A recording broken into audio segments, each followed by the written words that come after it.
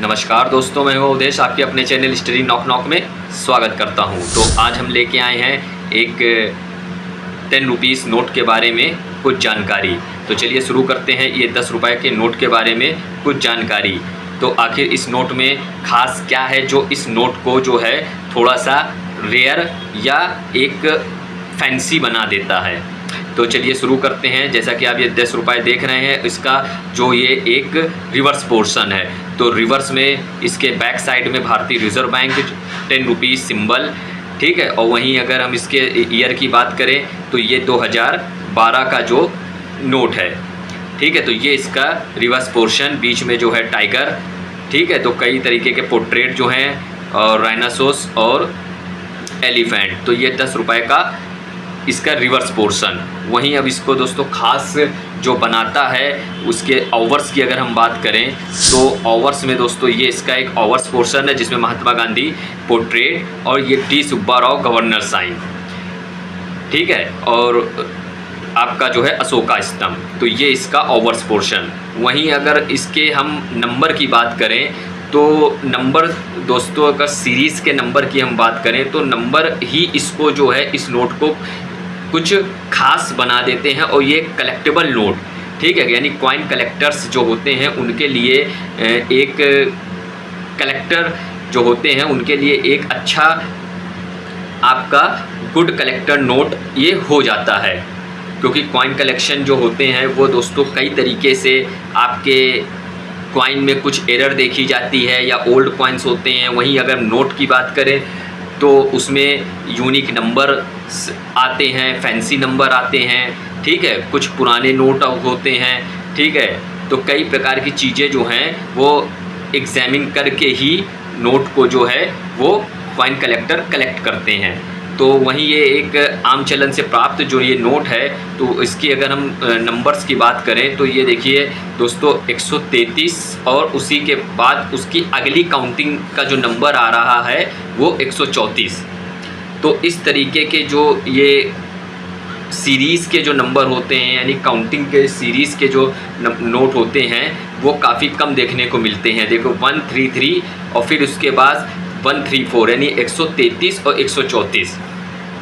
तो coin collection या note का कलेक्शन जो है वो कई तरीक़ों से देखा जाता है कि आप अपने नोट को किस तरीके से प्रस्तुत कर सकते हैं, ठीक है। वहीं अगर हम इसके इंसेट की बात करें तो ये एल इंसेट का नोट है, इसके पीछे एल है, ये इंसेट है, इसको इंसेट बोलते हैं। और ये जो है डब्ल्यू, ये इसका पूरा होल प्रीफिक्स है।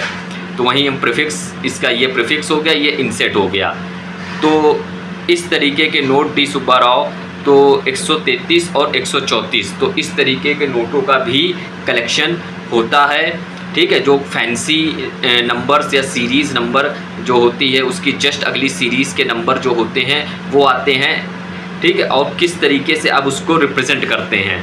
अगर रैंडमली कोई नंबर होगा तो वो बिल्कुल नॉर्मल होगा। तो ये जो 133 134 जो हैं उसके जस्ट अगला नंबर जो आ रहा है, ठीक है, सीरीज़ का, तो ये इसकी जो रियल वैल्यू है तो न्यूमिस्मेटिक फील्ड में जो है इसकी कुछ थोड़ी सी कीमत पड़ जाती है। तो वहीं हम कीमत की भी अगर हम बात करेंगे तो इसको सेल या परचेज़ जो है दोस्तों कहाँ कर सकते हैं, तो सेल या परचेज़ करने के लिए आप केवल कॉइन एग्जीबिशन में ही जाकर इसको सेल या परचेज़ कर सकते हैं, जहाँ पर ऑथेंटिक डीलर आते हैं, स्टॉल लगाते हैं, ठीक है, अच्छे न्यूमिस्मेटिक आते हैं जिनको अच्छी परख होती है, तो उनको ही जो है आप इस तरीके के नोट वहाँ सेल या परचेस हो सकते हैं। और दूसरी चीज़, इंटरेस्टेड जो बायर इंटरेस्टेड होंगे इस तरीके के नंबर्स में, फैंसी नंबर में, वही आपके इस प्रकार के नोट को सेल करेंगे या परचेस करेंगे। तो वहीं अगर हम कीमत की बात करें तो कीमत दोस्तों इसकी कुछ डिपेंडिंग ऑन द कंडीशन के ऊपर भी डिपेंड करती है और बायर्स के ऊपर भी डिपेंड करती है, ठीक है। और जिनको इसकी नीड होती है इस तरीके के फैंसी नंबर या सीरीज़ के नंबर, ठीक है, तो वो इसको 100 रुपये में भी खरीद सकते हैं, 150 में भी खरीद सकते हैं, ठीक है, 200 में भी खरीद सकते हैं। लेकिन ज़्यादा इनकी जो है आपकी कीमत ज़्यादा नहीं जाती है। तो इस तरीके के फैंसी नंबर हैं और अच्छे सीरीज़ के नंबर होते हैं जो कम ही देखने को मिलते हैं। तो इसे एक तरीके से कॉइन कलेक्शन जो होती है, नोट का collection is a good hobby भी होता है, ठीक है। तो इस तरीके के नोटों को आप कलेक्ट करिए, ठीक है, और कलेक्शन आपका जितना अच्छा होगा, ठीक है, उतना ही आपको भी अच्छा लगेगा। तो ये 133, 134 10 रुपीज़ नोट, और ये जस्ट अगली जो है सीरीज़ का नोट नंबर आया हुआ है। तो आई होप ये वीडियो अच्छी लगी होगी, और स्कैमर और फ्रॉडस्टर से सावधान रहिए, ठीक है, जो कि कई प्रकार की नोटों और सिक्कों के नाम पर ठगी करते हैं, जो एक आम नोट को भी लाखों और हज़ारों की कीमत बताकर आपसे पैसे ठगने की कोशिश करते हैं।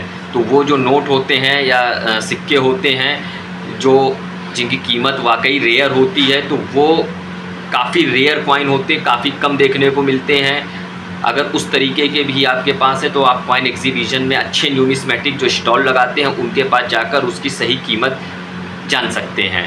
बाकी इधर उधर की फ़ोन कॉल्स और फ्रॉडस्टर्स और किसी भी प्रकार के आपका OTP, बैंक डिटेल किसी से शेयर मत करिए। तो आई होप ये वीडियो अच्छी लगी होगी, तो चैनल को लाइक करिए, शेयर करिए, सब्सक्राइब करिए। धन्यवाद।